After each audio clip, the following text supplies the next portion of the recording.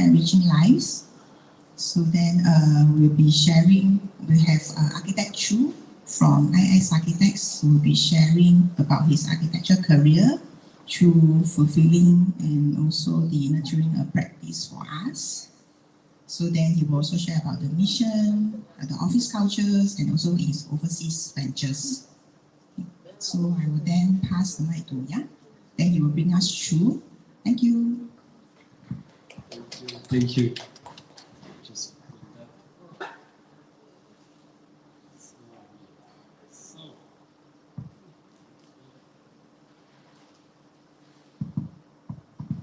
All right. So, welcome everyone. It's a pleasure to be here. So it is already like the 6th talk of the year. So we are at the midterm. So it's always a pleasure to be back in Cosentino city, to see familiar faces and new faces as well, and to continue talking on architecture and beyond. So for the people who don't know yet about the TAP series, here also online, we have like strong followers online as well, with the video that will be on YouTube. So just to remind a little bit what is our TAP series and what we are doing this year. So this year is a bit special because it is after the pandemic, and the world has evolved like dramatically since the pandemic, and also now we are experiencing strong climate change. So it is now the time for architects to take action and to change the way that we conceive our cities, the way that we think our building, and how we can envision the future. So this year it is about the commitment to the planet, the commitment to the people, and how architects and designers can innovate for a better world. So together with Cosentino, we have curated 12 architects this year, one every month from Singapore and also from the region.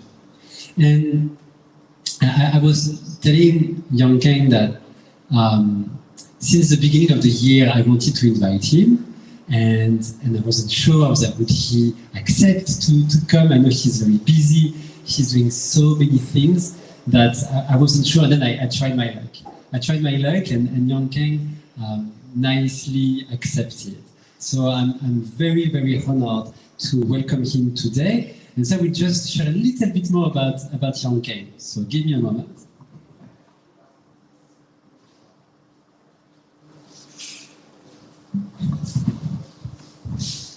So Young Keng is the founder of IX Architect since 2004. And so with a passion for nature-centric design, he has built a wide and diverse award-winning portfolio across the region. Besides having a keen interest in mentoring junior architects and carrying out social projects overseas, he's also an appointed PPE examiner. I'm sure you will explain what is a PPE examiner at the Board of Architects of Singapore. And today, he will talk about something that is so close to his heart and something that is so inspiring for me, empowering people, enriching lives. So the talk is about finding fulfillment in the architecture career through your personal experience in nurturing your practice. So he will be sharing about IX mission, and it's really about mission. Over the years, with an insight into his office, the office culture, and overseas ventures. So he wishes that young designers would find inspiration, and I'm sure they will, and at the same time to develop a stronger sense of purpose and pride in the architectural profession. So let's give a round of applause to Young Keng. Please welcome on stage.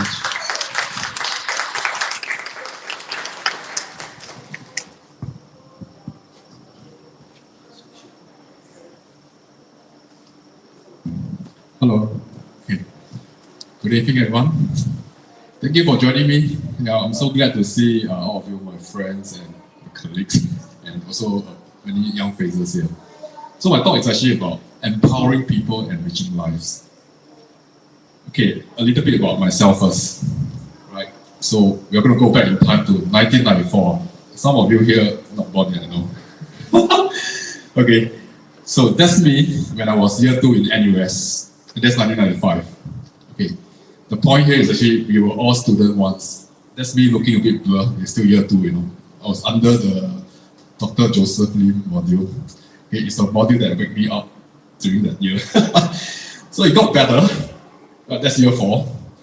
Okay, the whole idea here is actually we were all young once before, and my point here is actually nobody will tell us that, hey, you're going to have a wonderful career, you know, so beautiful and so on and so forth. But a lot of hints here and there that you're going to have a very stressful work life later on, right? And you're going to be usually poor architect, right? So the point is actually I didn't start off with a very great sense of purpose also. You know, the feeling is always thinking that, yeah, it's going to be a tough life. In fact, after graduate, I was hoping to look for a career that is having a lighter workload kind of. Yeah. So I joined a company thinking that it was going to be good. So the idea here is that empowering people, enriching lives.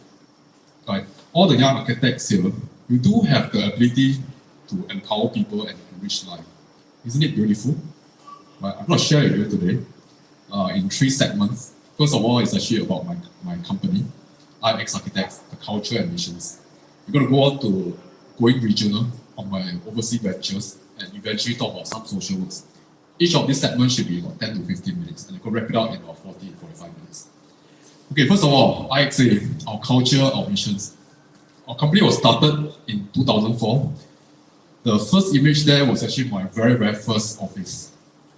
It was the so-called the best in Sengkang. Sengkang is actually the northern part of Singapore. Because I think there's probably no other architect from there. So after that, I moved to a small practice in Mall Street. That's just a 10 square meter. And subsequently, I started a team in 2007. But the point here is actually, right, it's a long journey. Today, we are still fairly lean, but you can see a happier faces, a more colorful team we have here. That's my current team. Why I want to share with you this is because everything starts from your office. Empowering people, enriching lives starts from your office. This is our workplace. This is where I spend a lot of time every day with my dear interns here actually. So we got 2 terraces. That's where I do my gardening as well. So as and when I feel stressed, I need inspiration, I go into my garden. Yeah. So otherwise, the office itself is usually bright, cheery, and full of plants. A bit of maintenance, but largely I feel happy to be there. So the thinking here is actually we need to go to the office happily, right? That's I think the first thing that we want to do. From the garden that you saw, the terraces, these are the flowers that bloom. So by and large, I think we actually create a very, very lively environment. More on the landscape part of it, and also the wildlife part of it. So we have a longkang. Longkang in Singapore, we actually call it a small little drain in Hokkien. Right, so that's where we actually find all the fishes in it. There's also wild bird. This bubu, scarlet backpackers, and the usual sunbird that visit us. So this is the kind of work environment that I have, and I feel that it's very stimulating. It's very comforting as well as an office. So empowering people, enriching lives is actually our office motto. The motto didn't come about right from day one. It's actually slowly developed over time. Because that's when I sense that this sense of fulfillment actually grows stronger and stronger over the years. And our missions on a daily basis is actually to create meaningful architecture with passion. With passion only. I think in the army we say with our life, but here it's just with passion. So that's an important keyword here. I think we believe that you want to be a good designer, right? I think you need to put in your heart and soul into it. So besides having a good environment, what's important here is actually to empower people involved, good program to nurture the young architects. So we actually have design IC, authority IC, resource IC, architect, and welfare officer. So these are actually part and parcel of rotation basis that we put in place, right, to actually nurture the office, and it's a sharing culture that we have. Something that's unusual in most offices. No doubt we're just 10-person office, but because you rotate your duty, everyone get to do something different every month. Okay, this photo may find it very strange. It looks like it's a study group, but actually that's my own office staff doing past year professional practice exams paper. That's what Yann was trying to say, PPE exam. So why are we doing that? Is because we think that if you do the exam paper, right, it will prepare you better for the day-to-day challenge at your project sites. Yeah, so that is something that we are constantly doing. And there's also one thing that we say circular review. Do you know what is circular review?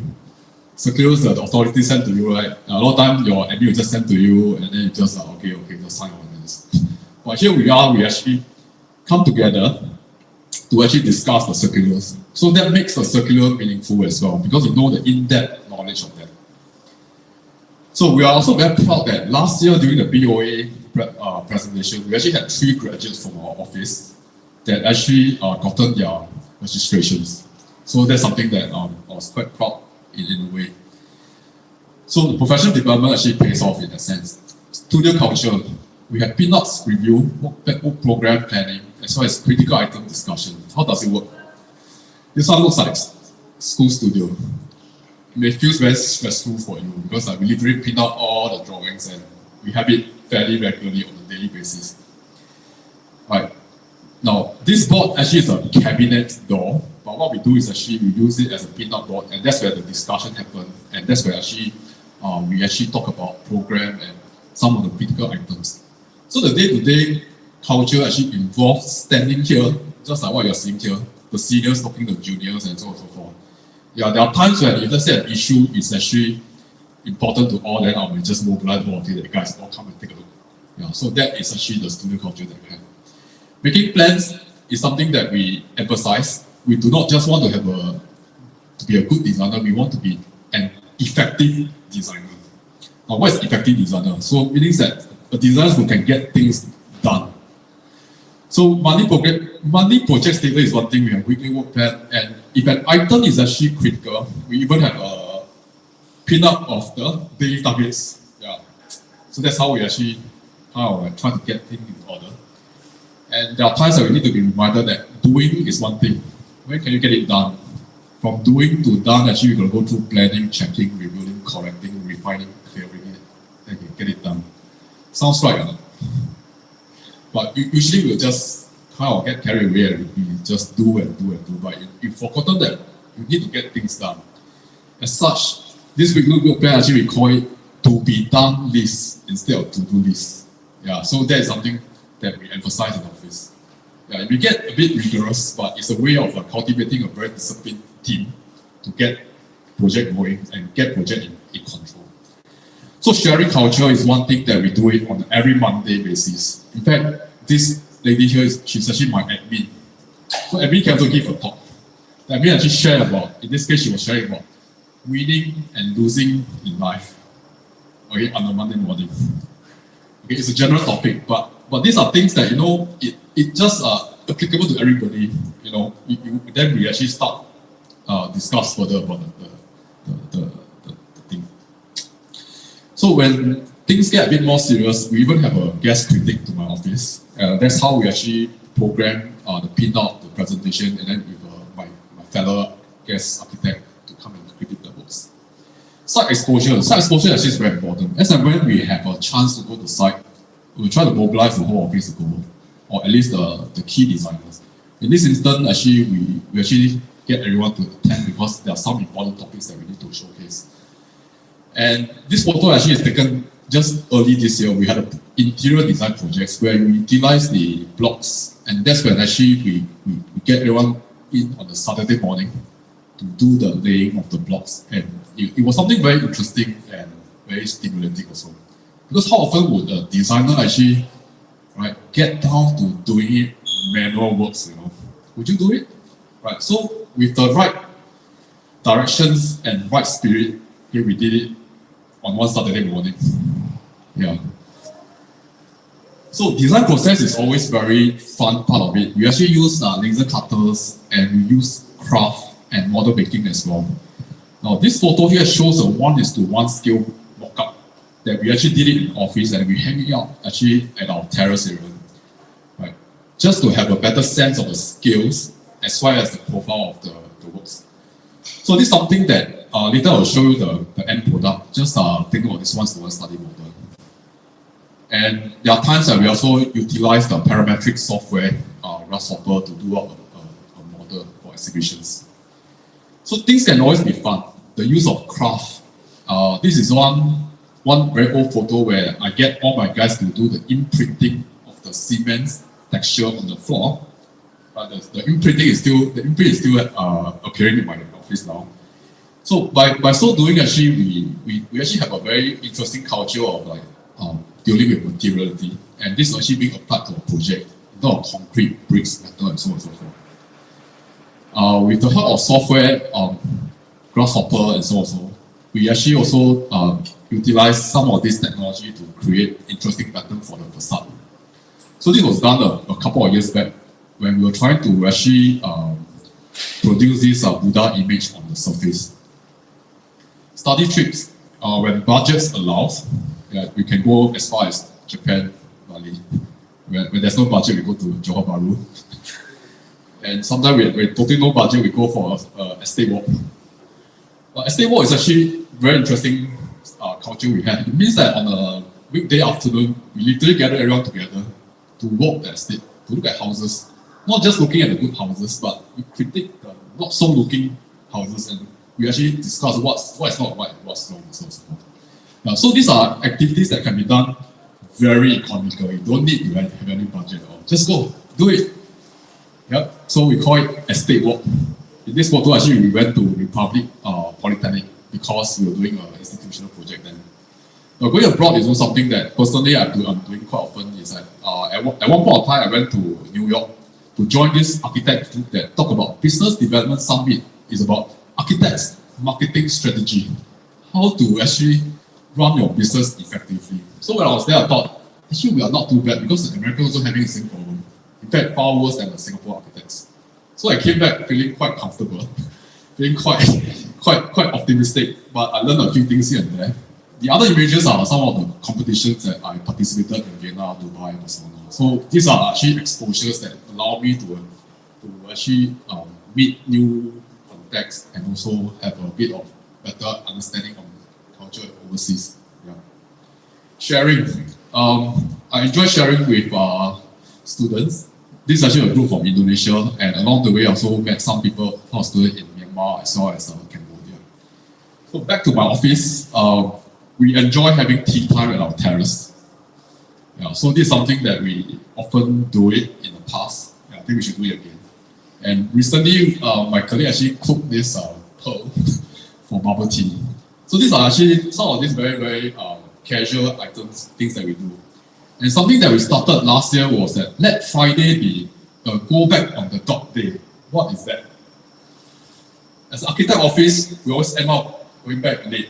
Because under peer pressure, your colleagues not going back, better stay back. Better stay back. The boss is still around, so better stay back. Yeah. So we actually designate Friday to be a go back on the dot day. Means that you start work at 4, do whatever planning for the next week. At 5 p.m., let's leave together as one. And that's when actually the guys will actually climb the staircase down as a finale activity for the day. Again, something interesting, but again, how much does it cost? It costs 0. In fact, the day that you leave on the dot, it could possibly be the day that is the most effective work day for you because you actually make that and make it happen. So, our works, I got to keep this a bit brief because these are the works in Singapore which I just going to bring through to let you have an idea, but I'm not going to go into that. We do houses project, fairly nature-centric. In fact, this is actually my own house. You can see me sitting there 10 years ago. The one-to-one mock-up that I showed you earlier is being materialized. This is actually along Bukit Timah Road, somewhere opposite the car market there. Right, so it's an office building that's being sandwiched between 2 buildings. You only have a width of only 5.7 meters. Industrial projects, some social project, Poitex, library project, as well as concept. Okay, so it's very diverse. So the works that we do in Singapore is quite diverse, but the point is actually our jobs are still fairly small scale because we are small. The Singapore system here, right, is such that if you're a small practice, you can only be doing small projects. So this will lead us to the next topic, which is going overseas. I'm going to show you shortly. But before that, I want to show you one short clip about activities in our office. office. Take a look.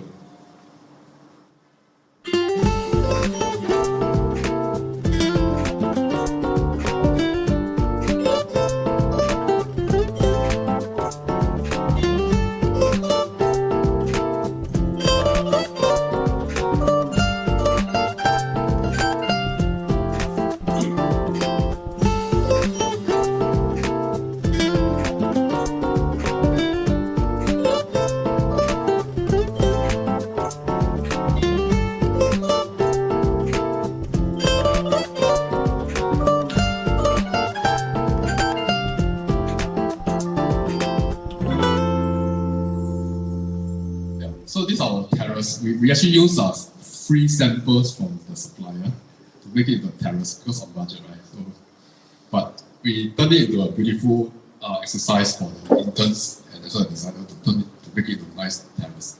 So this is also a bonding exercise. Yeah, so this wrap up my first segment. I'm going to go into the next part, which is on going to the regional part. Before that, to the young architects here, make progress, make it fun. Because every day going to work should be a fun exercise. Agree? No. Stressful, right? Okay, I'll come to that later. So now let's go into the second part of it, which is going regional. Okay, I'm going to show you more about exposures and joys. Right? Why go to the region? Okay, that's an image of me in Myanmar about 15 years ago, a propeller plane. So over the years, actually, we've gone to quite a number of cities.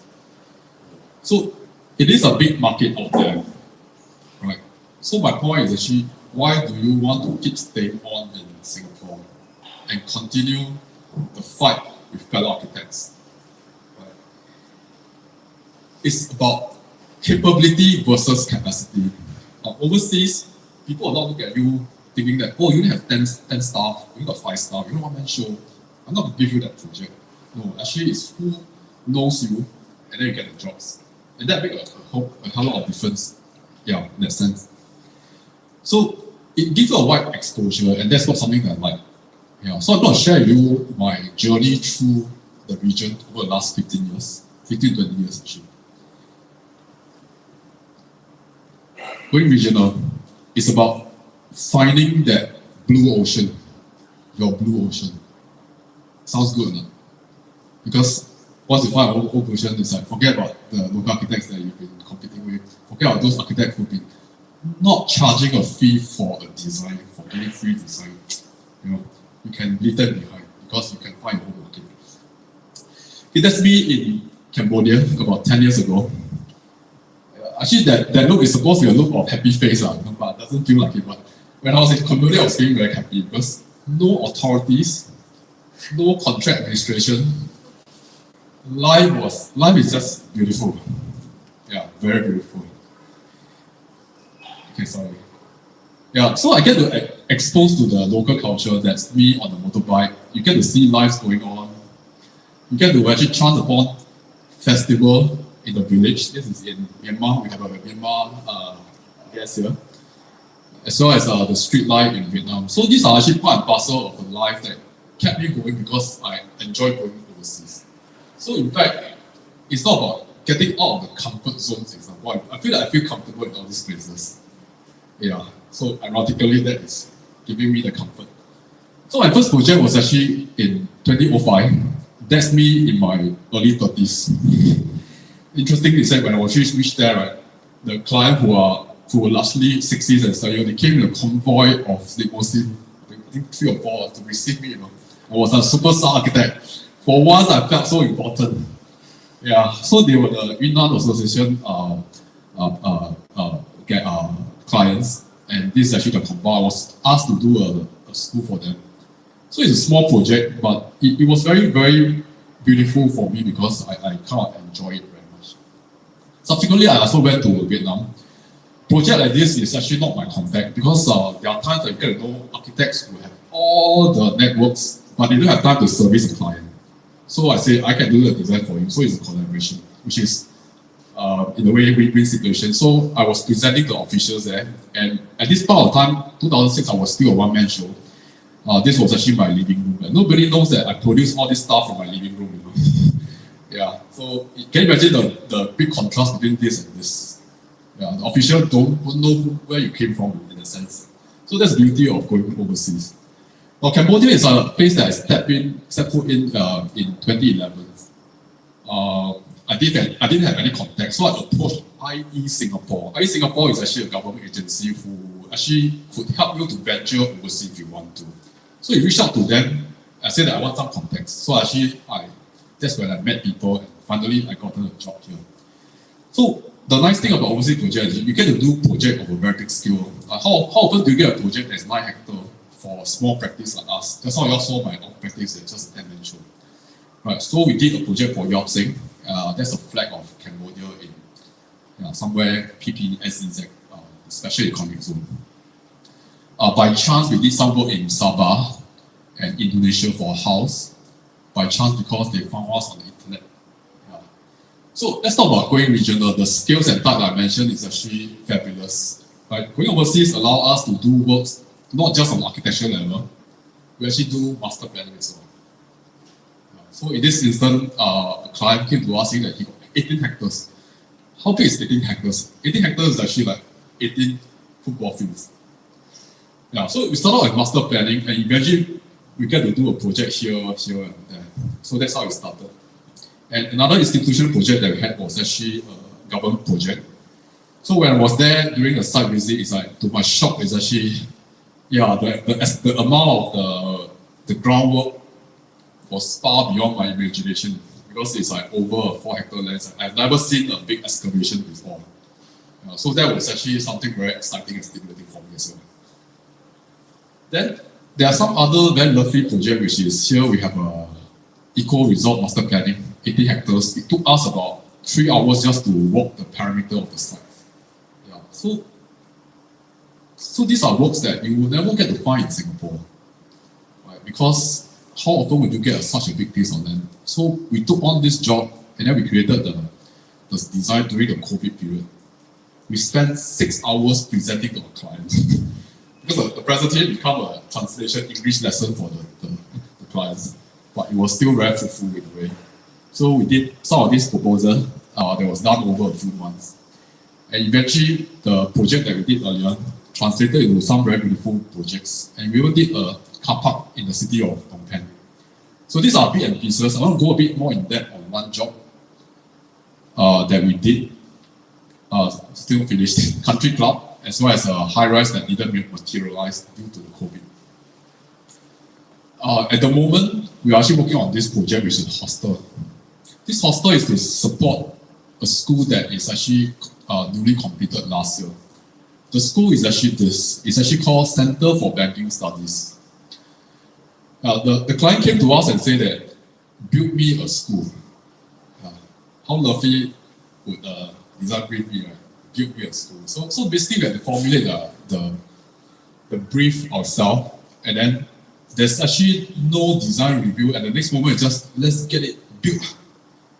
Yeah. That's the wonderful thing about working overseas, that there's no such thing as authority, there's no such thing as all the contract issues. Yeah. So as an architect, I was quite pleased that I can focus a lot on my design. So the project is actually quite a sizable one, on the land of about a couple of hectares, and it's about 27,000 square meter of the footprint. So how do you translate something that's so massive down to something that is actually more human scale? It's actually we break down to 2 parts, the environmental deck as well as the block. From this actually we translate further into this. So the layering in fact actually take place in such a manner where you have a lower ground, there's a ground level, first level, and second level, which is more on to communal environment that kind of the situation. And then the blocks of the academic spaces are being tucked on top. Okay, so this is how it looks like from the facade. Very beautiful greenery on the lower tiers, and the more formal looks on the upper levels. Okay, what's interesting about this project, actually we utilize a lot of natural material, the bamboo imprint as a form of texture, the off-form concrete, the use of bricks, bamboo again for some of ID works, as well as natural stone, and this material called laterite. Laterite is actually a stone that is actually available in Cambodia, so actually we use it for some of the boundary walls here. Right. So one of the highlights is actually the arrival porch, which we actually push the limit and we we actually allow for these RC structures to actually take on this off-form concrete timber print. Yeah. So with the lights coming through, actually we get a very nice and inviting arrival when the visitor. Okay. Some of the details here with the glass, like contrasting with the RC work. Section will actually allows you to see the internal spaces. The highlight of this whole project has two atriums. One is actually an inverted cone that looks like this, and then another one is actually a conical shape that is covered. So this becomes the focal point, and it's also an area where people can orientate when you're inside the building. Right. So as mentioned earlier, the lower level, ground, first and seconds are all the greeneries that also allow people for socializing and actually doing some of the common activities. This is actually atrium 1, and this is atrium 2. From this section, we actually get to appreciate some of the in-between spaces that we created in the tropical climates. So in a hot climates like Cambodia, at times they're hotter than us. Actually, we are trying to allow for as much of the cross ventilation as possible, while utilizing some of the natural lights that comes into it. So there will be large overhangs, the use of bricks and punctuation and so on and so forth, even water elements are here. One of the linkway and the fluid form that runs around the entire ground level and first level. And we actually included an amphitheater as well. But subsequently, the amphitheater, they feel that Cambodia is too hot, they want a roof over, then we added the roof. Right, so this is the last slide of this particular project. It's like we are having this library space at one of the blocks also. It showcases how we actually bring in the design from exterior to the interior as well. So by and large, actually we get a very cheery kind of interior. Yeah, having a terrace as well as the spiral as a focal point. A photo of the real space looks like this. Okay, now let's take a look at the video. Oh no, not yet. Okay, the last image is actually trying to show you the original campus. It looks like this in the past. So what has transformed, of course the site is not here, but we went to another site, is something that is beautiful and something that is actually stimulating for the students, right, to study in. So I'm just glad that actually the learning space has now transformed into something, yeah, pretty high standard in that sense for them. Now let's watch this 1 minute video.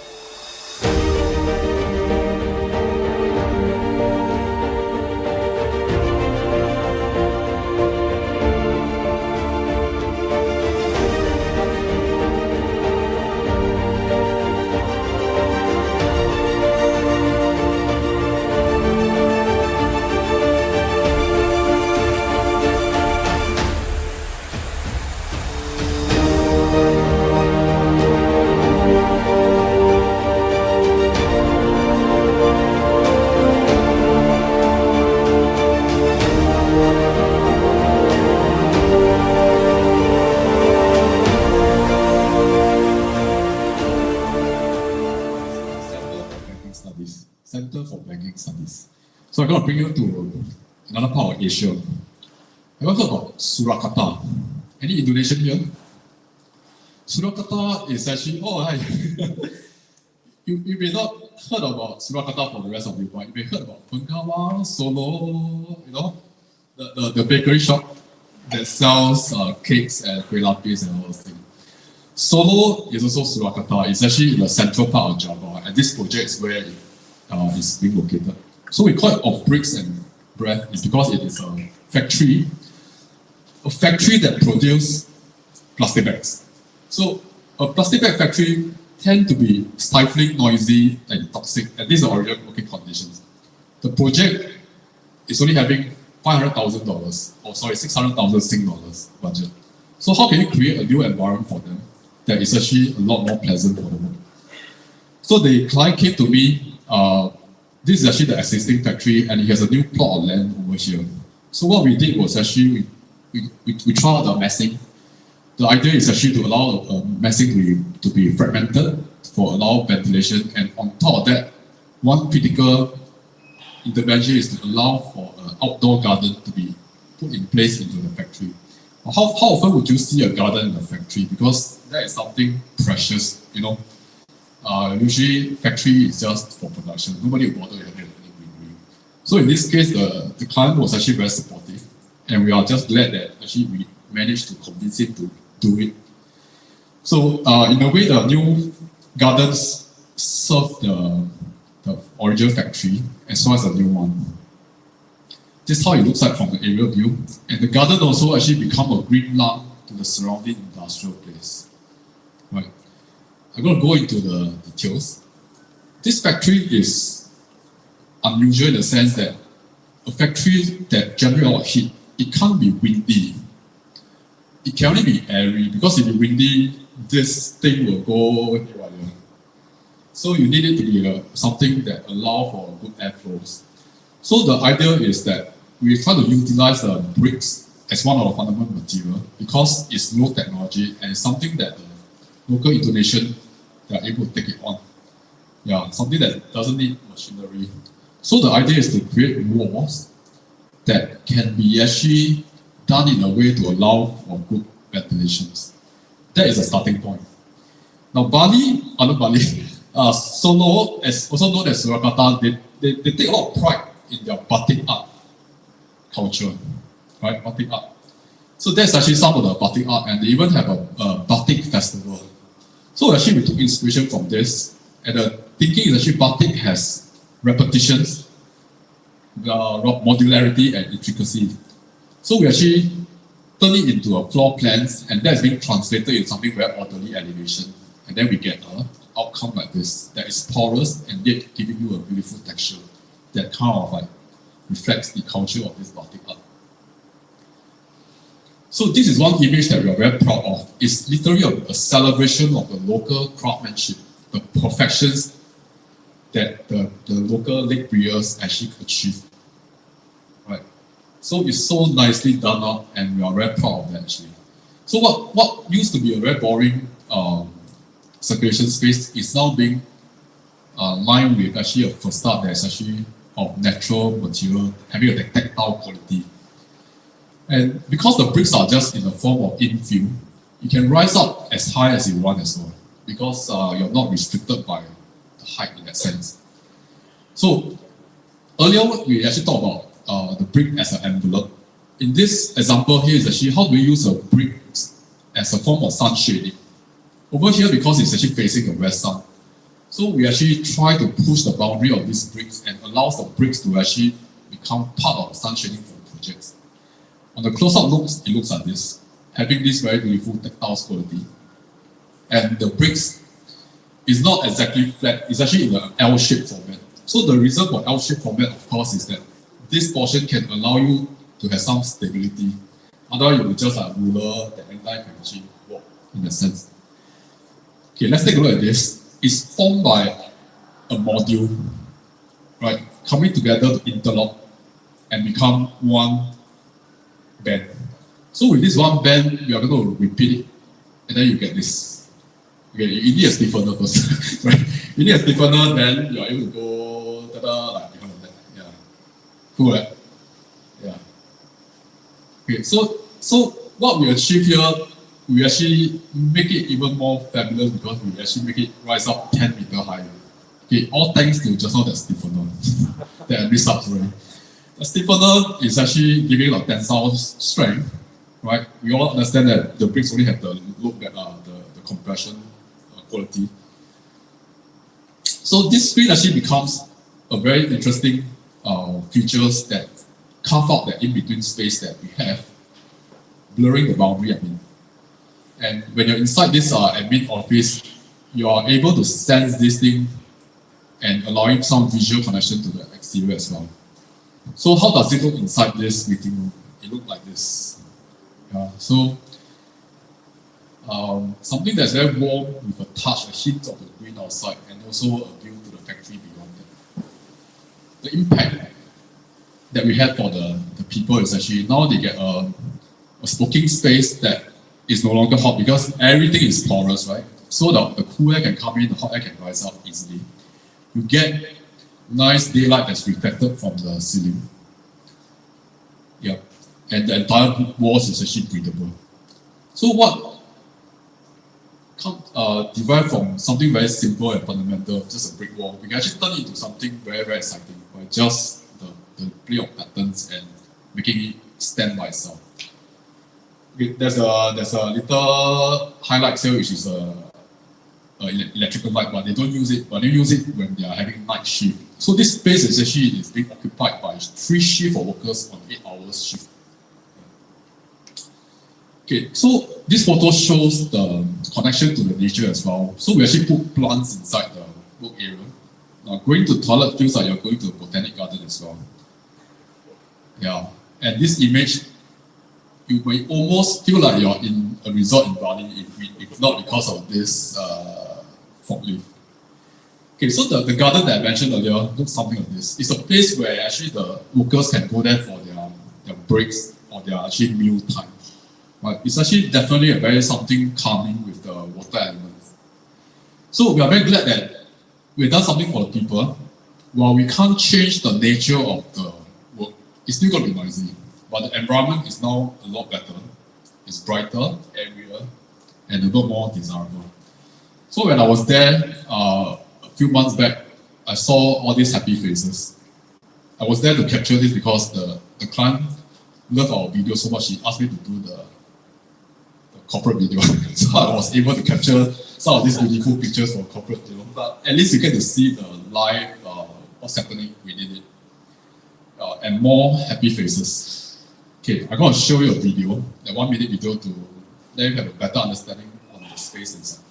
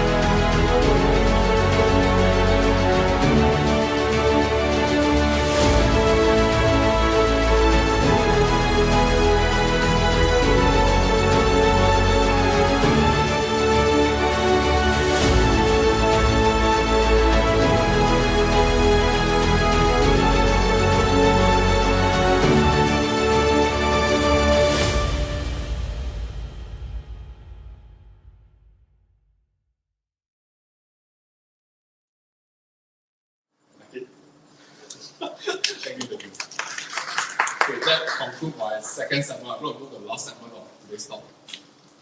Okay, so the message to the young architects is actually spread your wings. I know your wing is still quite young and tender, but one day you need to go overseas.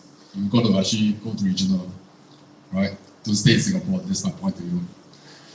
Make a difference beyond. Okay, the part 3 is social works. Okay, social works is not our core business. No, we don't do social work for a living. But actually, we only did a couple of projects in the past that gotten some attention that I think is worth to share with you. Right? Just in case you think that we are doing a lot of that. Or no. So, social work, that is actually in year 2008. Our very first CSR, that's myself. There's an arrow pointing to it. Okay, we actually did a crowdfunding. We thought it's not difficult to do crowdfunding as architect because your contractors, your developers will be very happy to support you. You get $1,000, $2,000, it's nothing for them. They'll be very willing to give you. So actually, that time we gotten about $12,000 to be donated for orphanage. But soon we find that actually not so meaningful. We just do fund collections, it's just anybody can do it, But at least that is the very first CSR that we did long time ago. So the conclusion is that crowdfunding is possible. So apart from that, I joined this cycling group called Ride Formations. It's to cycle from Malacca back to Singapore. Yeah. So that is actually 2013, 2014, and 2016. That's myself in the picture. So what happened was actually, we were the sponsor and I was also a participant. But the lesson here is actually, as a participant, you learn something important in some of these social work services. You learn about determination. You learn to follow before we can learn to lead. Yeah. So these are little involvement that trigger my subsequent projects. Yeah. So that's 2016. And in between, it takes 2 days to cycle from Malacca back to Singapore. So Ride Formation also have this activity called distribution or operation. So I brought my office to do it, but it's only very ad hoc basis. Because to get an office there on a Saturday feel like overtime, The feeling is like, so I try not to do that so much. Then again, it feels like it's not so fantastic after all, It just gives people a feeling like doing CSR, but you don't think inside you feel like it's like superficial. So then that's when in 2018 we decided that how about let's do something for Cambodia. Since we have benefited a lot from Cambodia, we went in the year 2011. So we accomplished a lot of projects, and this is actually a token that we thought we should be giving back to Cambodia. And we actually sent out 40 over letters to the NGO. Only 4 replied us because the rest probably thought that we are not real. So I went to interview them because the first thing is to establish whether who will be the beneficiary for my library. So eventually I confirmed Cambodian Community Dream Organization, and that kickstarted the whole process. So here we actually, just like any other project, we did site investigation, we did idea formulation. Okay, the point here is actually dream big, but you can always start small because there's no expectation. Right? After it's a pro bono project. So we actually came up with the idea that the project should be something modular, something you can actually do it off-site fabrication and transport to the village. So if you could do it successfully, the thinking is actually you could actually spread it to as far as possible because there's no constraint of the manpower issue and so on and so forth. So that is actually our design at schematic level. And here I'm saying that follow a heart and interest because that will drive you further. So the project looks like this when it's closed and when it's opened up, it allows for natural ventilation because there won't be electric lights, there won't be fan and so forth. So everything is just down to basic. So do not leave things to chance. We came out with the one-to-one mock-up. So I got my doctor to actually sit inside there to have a feel on whether it's too small or too big or not, for that little sitting space.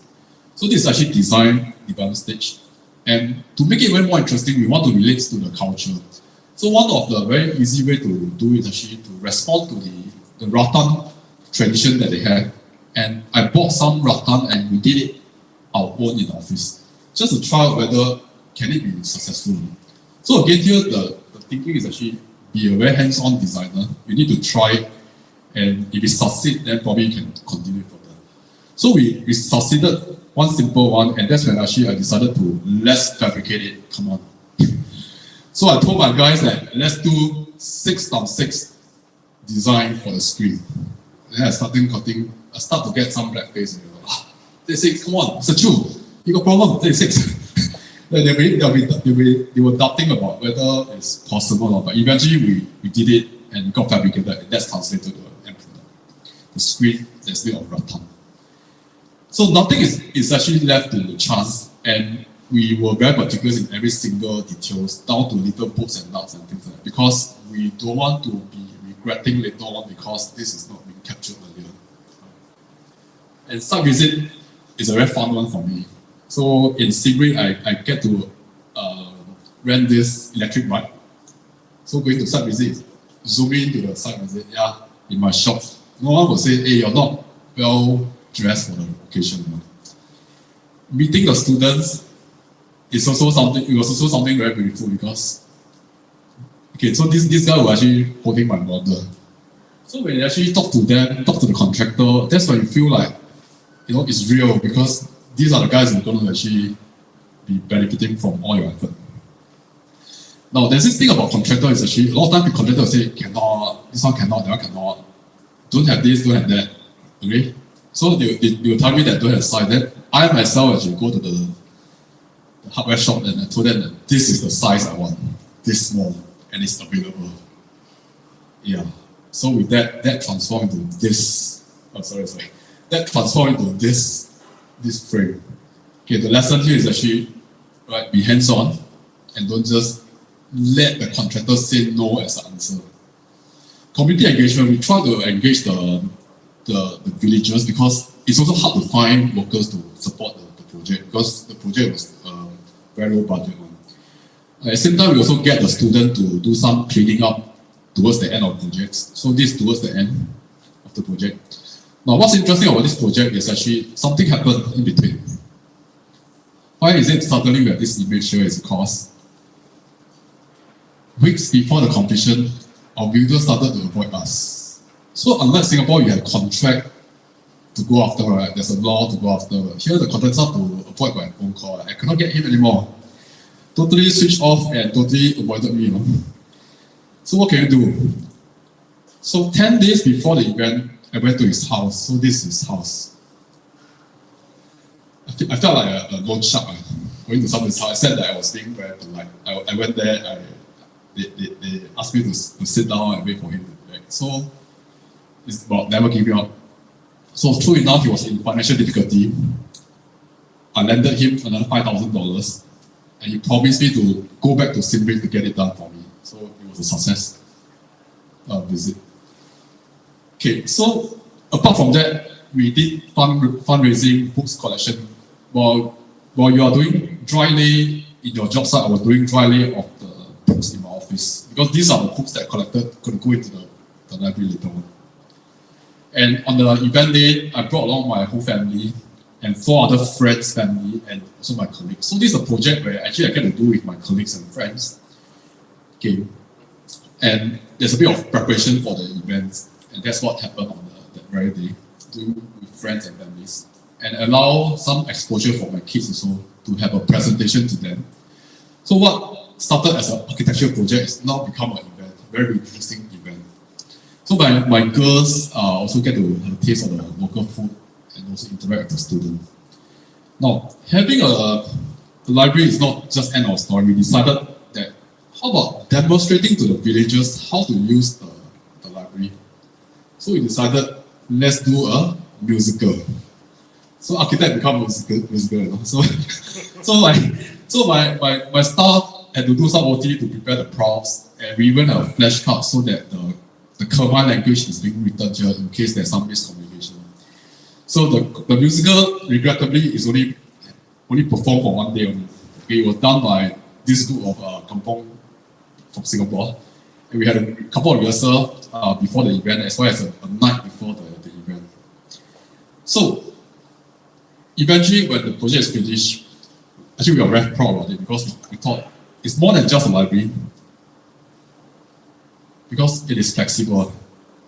It's a library, it's an event space, and it's also an outdoor learning space. When the NGO gave us this, actually we were very proud of the project. More than just a library because it connects people. More than just a library because it uplifts the human spirit. Yeah. So that's my last slide for this particular project, second last project. I'm going to show you the 1-minute video about this. Let's take a look.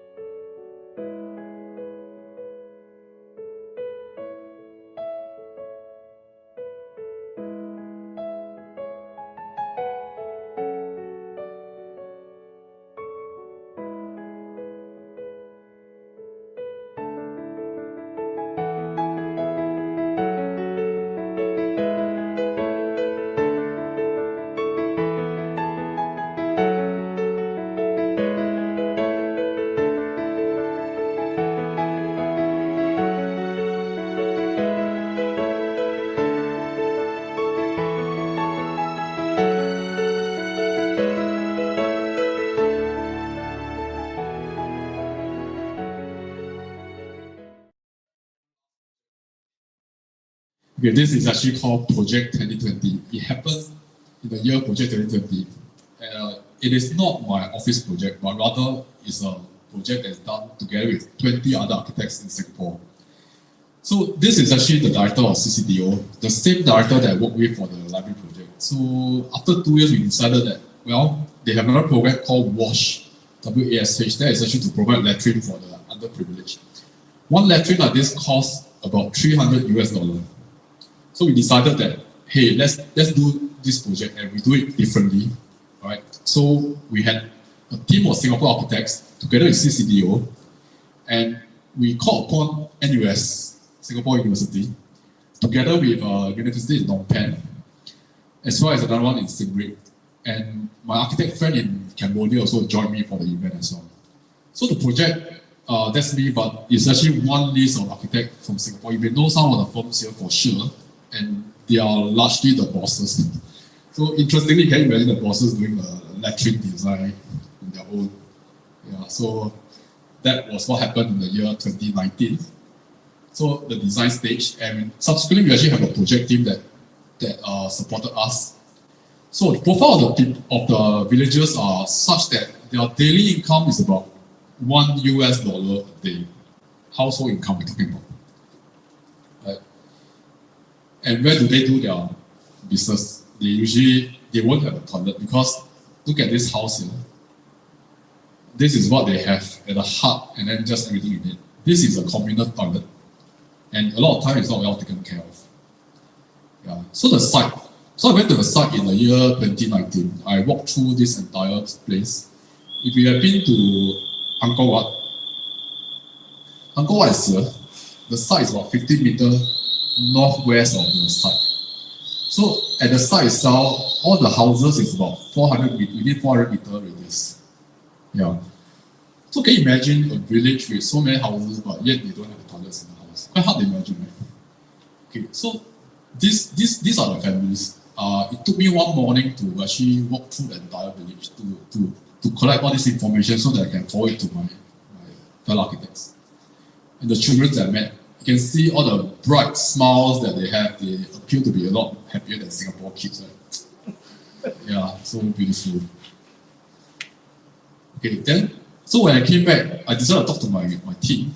The idea here is to use these bricks, the local bricks that has a dimension of this.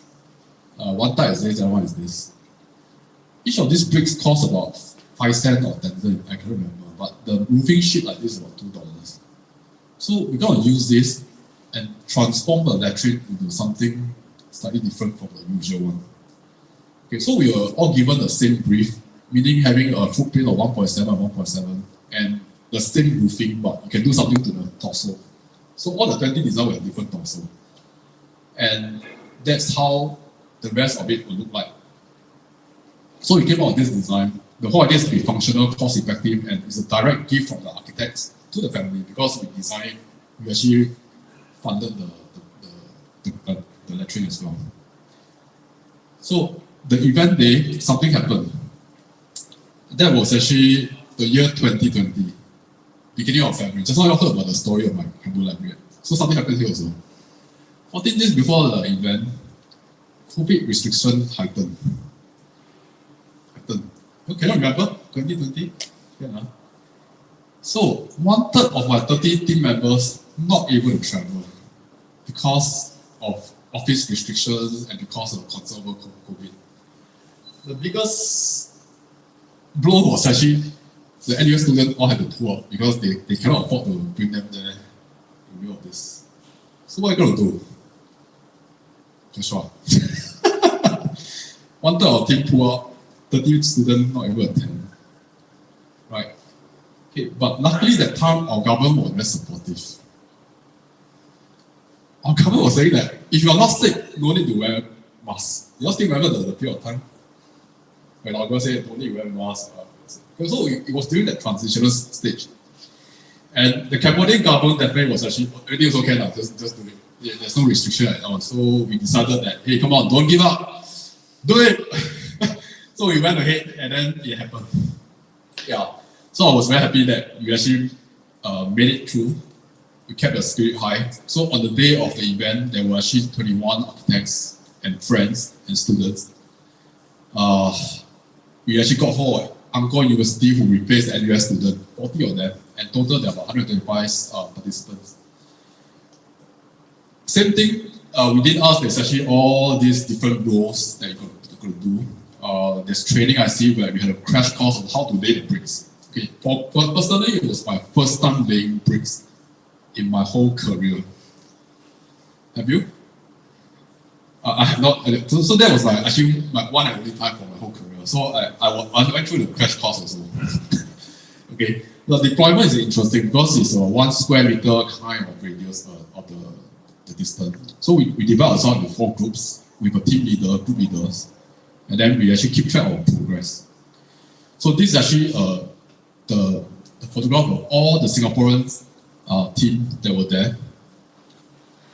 You may know Zui Yichin. Zui is the managing director of Lord Architect. Yichin is from Red Bean. There's Carl, Keng, my classmate, Cheng Yi also my classmate. Philip is from CSYE. Our teammates also include an engineer. He's the one who actually poured in a lot of money for the fundraising. There's also a contractor who joined us as well. His name is actually Chun Yong. So it almost feels like a cross-disciplinary collaboration. But what the most heartening is actually these 4 students from NUS, they stood forward and joined us in their own capacity. Yeah, so I was very glad. And I promoted them to project architect for the day.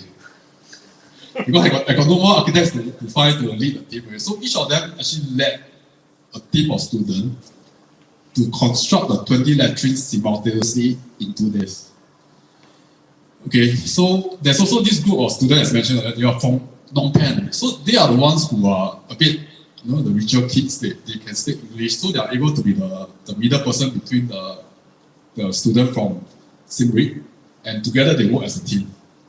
Yeah. So let's take a look at it.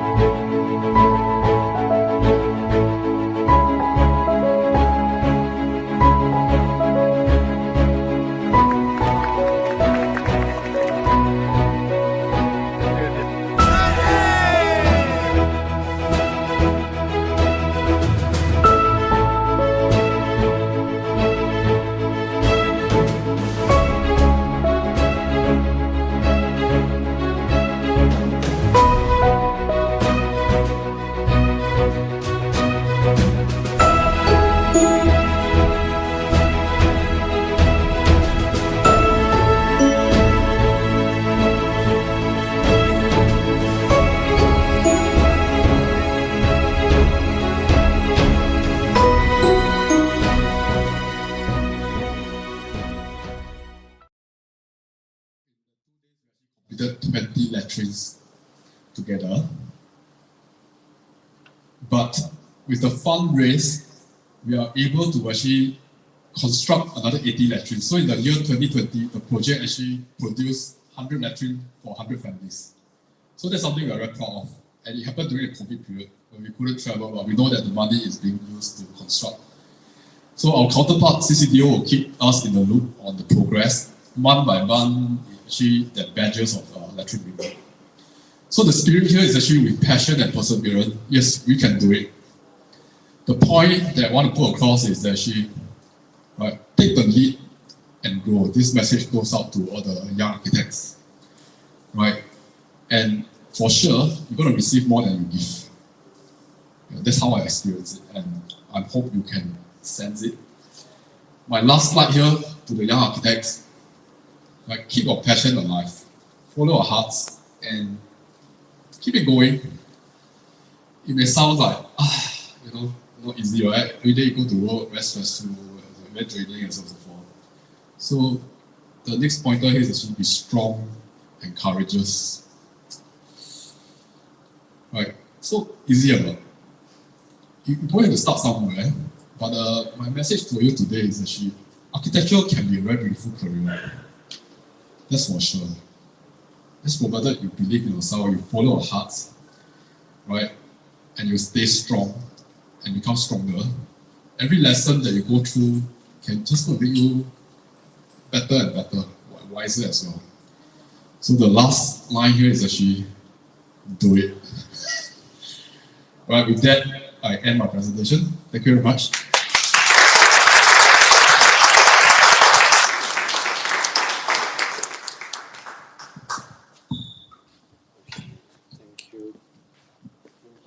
Thank you, Yann Keng.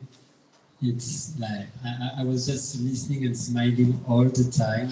Your smile is so communicating. It's quite amazing. Your energy is like really, I can sense it, and like thank you once again. Thank you all.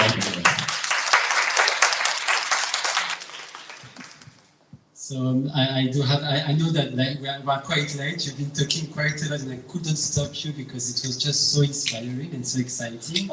I've been taking a lot of notes. I do have questions, but like for once I will just leave like the audience to ask questions. Do you have questions to Yann Keng before I ask questions? Yes, please.